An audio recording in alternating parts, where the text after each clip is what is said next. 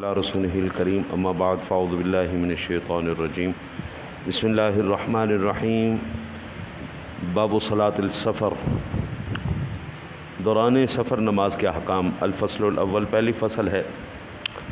سفر کے لغوی معنی ہے کھلنا ظاہر کرنا اور اس لیے اجالے کو اسفار کہتے کتابوں کے ڈھیر کو بھی اسفار اور اس کا مقلوب فسر ہے اس کے معنی بھی یہی ہیں اس سے تفسیر بنا چونکہ سفر میں دوسرے مقامات کے حالات معلوم ہوتے ہیں اس لیے اسے سفر کہتے ہیں اصطلاح شریعت کے اندر راستے طے کرنے کی مخصوص صورت کا نام سفر ہے اور سفر کا فاصلہ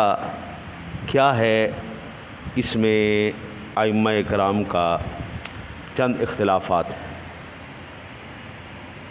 ہمارے امام صاحب کے ہاں 3 دن کی راہ یعنی 57 میل دوسرے یہ کہ قصر واجب ہے یا جائز ہمارے ہاں واجب ہے تیسرے یہ کہ اقامت کی کم مدت کیا ہے جس سے مسافر مقیم بن جائے ہمارے ہاں 3 دن ہے انہی معاملات پر انشاءاللہ اگلی تمام احادیثیں آئیں گی پہلی بخاری و مسلم کی حدیث پاک ہے عن انس ان رسول اللہ صلی اللہ علیہ وسلم صلی الظہر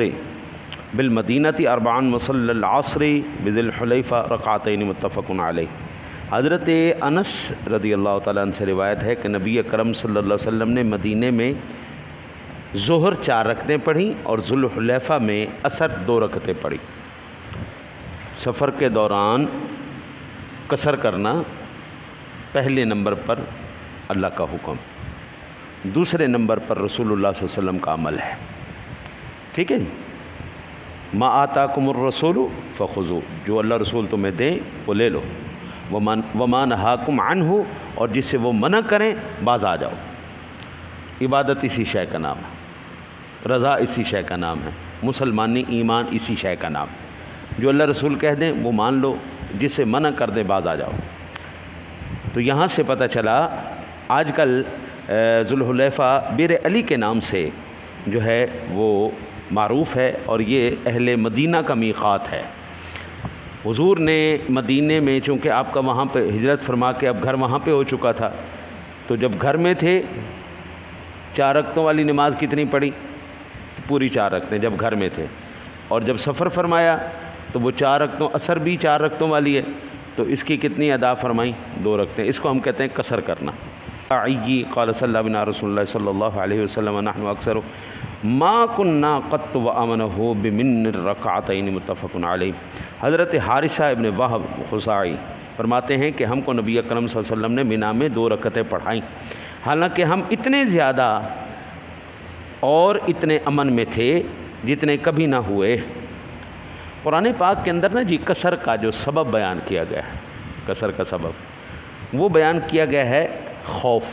کفار کا خوف کہ آپ اگر پوری نماز پڑھیں گے تو کافر آپ لوگوں کو تنگ کریں گے ماریں گے نقصان پہنچائیں گے ہے نہیں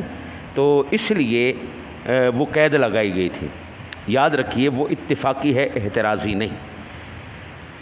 یہاں سے یہ بات پتہ چلتی ہے کہ اگر میں سادہ لفظوں میں آپ کو عرض کروں تو قرآن پاک کے احکام کے صحیح معنی کیا ہیں وہ اللہ کے رسول ہی بتا سکتے ہیں قرآن پاک میں جو اللہ نے فرما دیا وہ حضور بتائیں گے سادہ سی بات میں اور تم کون ہوتے ہیں فیصلہ کرنے والے یہ ایسے ہے یہ ایسے جو حضور نے بتا دیا سبحان اللہ یا پھر جن کو حضور نے بتا دیا ہم اسی کے اوپر عمل کریں گے تو حضور ہمارا ایمان کامل ہے اور اگر ہم وہ بات ہی چھوڑ دیں جو حضور نے فرمائی ہے یہ سمجھائی ہے تو پھر میری جان جیسے مرضی جو مرضی کرتے پھرو اللہ رسول کا دین تو نہیں ہے پھر تمہارا اپنا دین ہوگا اپنا مزاج ہوگا ہے نا پھر میرے آقا نبی اکرم صلی اللہ علیہ وسلم مکہ شریف میں حالانکہ مینا میں تشریف لائے ہیں مکے میں ہے تو یہ آپ کا پہلا وطن تھا حضور یہاں سے ہجرت کر گئے لیکن حضور جب واپس آئے تو حضور نے قصر فرمائی پوری ادا نہیں کی پہلا گھر تو حضور کا یہ تھا نا تو یہاں سے وہ چھوڑ گئے تھے اب مدینہ شریف ان کا گھر تھا، لہذا جب مہاجر واپس آئے گا اپنے پہلے وطن میں تو وہاں پر بھی قصر کرے گا۔ وعن یعلی بن امیۃ قال قلت لعمر بن الخطاب انما قال اللہ تعالی ان تقصروا من الصلاة ان خفتم ان یفتنکم الذین کفروا فقد من الناس قال عمر عجبت مما عجبت منه فسألت رسول اللہ صلی اللہ علیہ وسلم قال صدقۃ تصدق اللہ بها علیکم فاقبلوا صدقہ رواه مسلم۔ حضرت یعلی بن امیہ فرماتے ہیں کہ میں نے حضرت خطاب رضی اللہ تعالیٰ عنہ سے عرض کیا، فرمایا کہ اگر تمہیں کفار کے فتنے کا خوف ہو تو نماز قصر پڑھو، اب لوگ امن میں ہو گئے۔ حضرت عمر نے فرمایا جس سے تمہیں تعجب ہے مجھے بھی ہوا تھا، میں نے رسول اللہ صلی اللہ علیہ وسلم سے پوچھا تو حضور نے فرمایا یہ رب کا صدقہ ہے جو تم پر کیا، لہذا اس صدقے کو قبول کرو۔ قرآن نے کیا بیان کیا تھا؟ جب خوف ہو۔ اب حضور نبی اکرم صلی اللہ علیہ وسلم سے حضرت عمر نے سوال کیا، یا رسول اللہ قرآن تو بیان کر رہا ہے کہ خوف میں نماز قصر کرنی چاہیے، تو آگے آقا کریم علیہ الصلوۃ والسلام نے کیا فرمایا؟ یہ اللہ کی طرف سے صدقہ ہے، یعنی قرآن صحیح جو سمجھایا ہے وہ حضور نے سمجھایا ہے۔ میری عقل حضرت جی خطا کر سکتی ہے، میری عقل غلط بتا سکتی ہے، لیکن جناب رسالت معاذ صلی اللہ علیہ وسلم کے صدقے جائیں، ان کو تو خود رب نے پڑھایا ہے، ہاں جی، اس کو تو خود رب نے پڑھایا ہے، کائنات میں تو ان کا کوئی استاد ٹیچر نہیں ہے،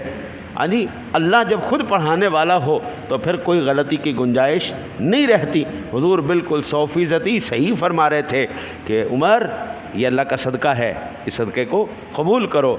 جو حضور دیں وہ لے لو، جو حضور جسے منع کریں، ہاں جی۔ اچھا جی، یہاں سے یہ بھی پتہ چلتا ہے کہ امام اعظم ابو حنیفہ رحمۃ اللہ تعالیٰ علیہ نے جو دلائل قائم فرمائے ہیں قصر کے، وہ بالکل بعینہ قرآن و حدیث کے مطابق، یعنی آپ یہ کہہ سکتے ہیں کہ ہم جس امام کی تقلید کر رہے ہیں اس امام نے صحابہ سے سیکھا ہے، صحابہ نے حضور سے سیکھا ہے، لہٰذا ہمارے اندر کمی، وہ جو غلطی کی گنجائش بہت کم ہے، بلکہ نہ ہونے کے برابر، کیونکہ ہمارا امام خود صحابہ سے سیکھ کے ہمیں بتا رہا ہے اور صحابہ کو حضور سکھا رہے ہیں۔ بعد میں جو 150 سال کے بعد آئیں، ہاں جی 200 سال کے بعد آئیں، حضرت جی ان کی اپنی سمجھ ہے، ہاں جی، بیچ میں جو 100 سال کے بعد بندے آتے ہیں، بیچ میں اتنے واسطے آ جاتے ہیں کہ پھر واسطوں کے اندر جب بندہ تحقیق کرتا ہے تو کئی واسطے ایسے بھی ہوتے ہیں کہ جو گڑبڑ کر دیتے ہیں، ہاں جی، اس کو ہم راوی کہتے ہیں، راوی، ہاں جی، راوی کی اپنی شخصیت پھر جو ہے نا مشکوک ہو جاتی ہے، جس کی وجہ سے ہم یہ کہہ سکتے ہیں کہ بھائی جتنے واسطے کم ہوں اتنے بہتر ہیں، اور امام اعظم وہ ہیں ایک واسطے کے ساتھ انہوں نے حضور سے سیکھا اور وہ صحابہ کا واسطہ ہے۔ اللہ سے دعا ہے اللہ آپ کو مجھے عمل کی توفیق عطا فرمائے۔ اللہ